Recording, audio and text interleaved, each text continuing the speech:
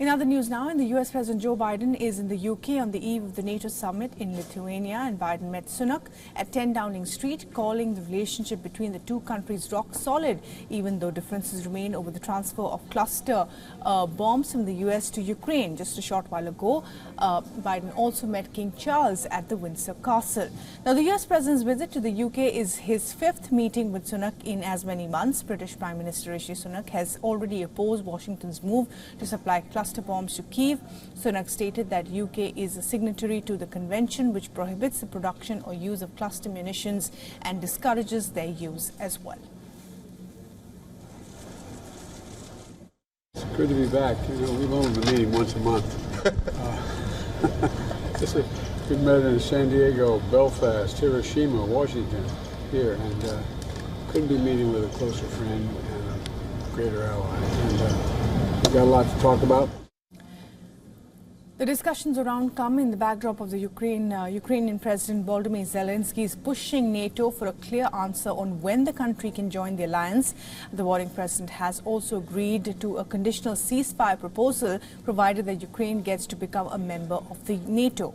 However, the United States and Germany are opposing any direct indications on invitation or membership to the alliance for Ukraine.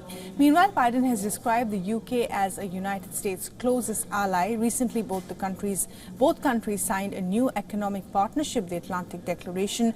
Rishi Sunak's last visit to the United States had not been as a fruitful one, as he failed to establish UK's ambitions for a post-Brexit free trade agreement with Washington. And as we said, this visit comes ahead of the NATO summit in Lithuania. All countries there discussing the war in Ukraine. Rishi Sunak and President Biden had a detailed discussion on Ukraine as well, and what is the road ahead.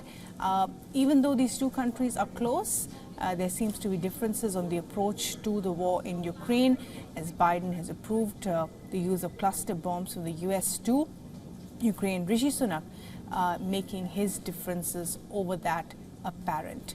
The two sides also, of course, discussing other areas of cooperation, that is climate change, trade, and an economic agreement that these two countries have signed. Alex Aizat is now joining us live from London for the very latest on this. And Alex, lots of things on the table between these two leaders, but ahead of the NATO summit, clearly the discussion also centering around Ukraine.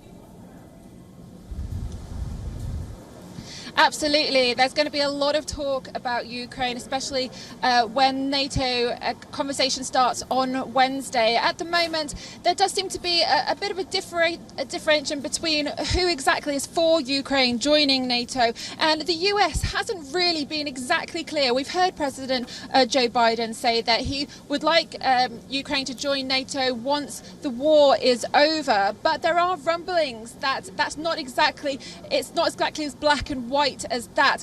Joining NATO does mean that it has a lot of protection from the military powers, but of course Ukraine is a country that still has a lot of issues with its borders, so a lot of the other European countries are questioning whether or not they should be having the full protection of NATO.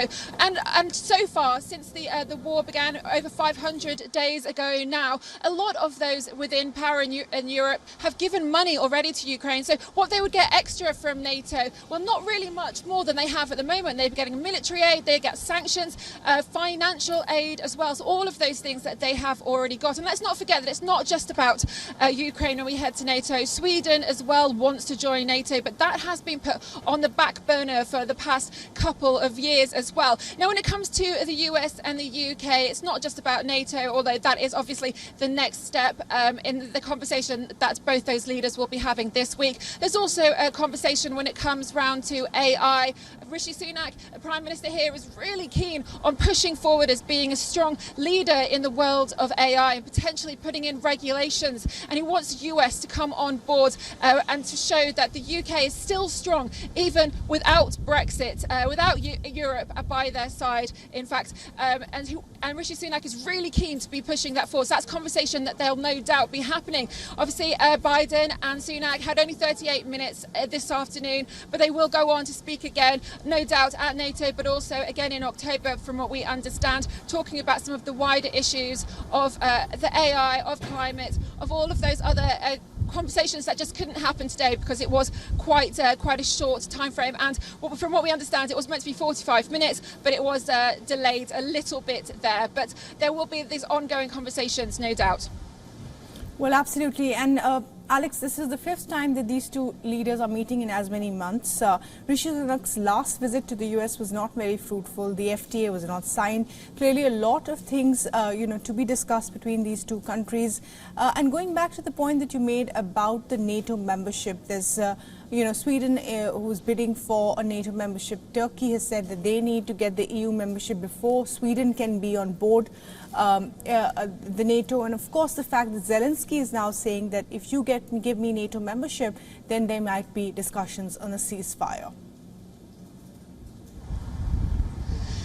That's a lot of possibilities there. There is some of the European governments aren't super keen on Volodymyr Zelensky's push to suggest that if he got in, if his country got in, that things would go well for Ukraine and for Russia. We do understand that there's potentially that could push Putin a little bit further to do things that he's been promising for a while. He would feel that he was trapped because of the way that Ukraine is, and obviously there's a lot of those borders there in Russia. So there are a lot of compromises to be made. It's clearly not as black and white as if we give Ukraine membership to NATO, then everything will be fine and dandy. It's not that at all. Right. And of course, there are countries like Germany who definitely don't want Ukraine to come in. France is a little bit swayed, but there is so much more to this. Right. Alex, thanks very much indeed for joining us with the very latest on what that visit by President Biden and Rishi Sunak was all about. A short visit, but of course they'll be meeting again very soon.